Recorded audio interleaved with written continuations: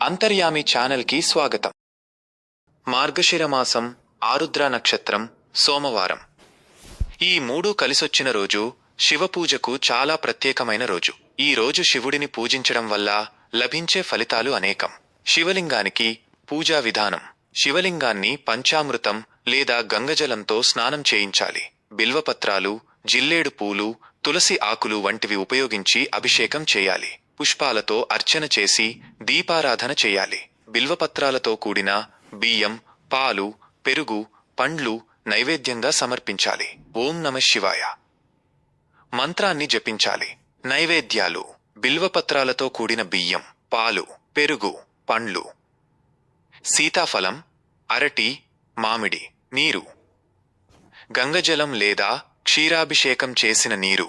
లభించే ప్రయోజనాలు: మోక్షప్రాప్తి, పాప నివారణ, ఆరోగ్యం, మనశ్శాంతి, ఇష్టదేవత అనుగ్రహం.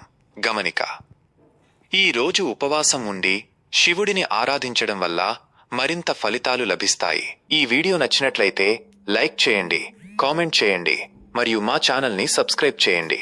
ప్రతి వీడియోకు నోటిఫికేషన్లు పొందాలంటే బెల్ బటన్ క్లిక్ చేయండి.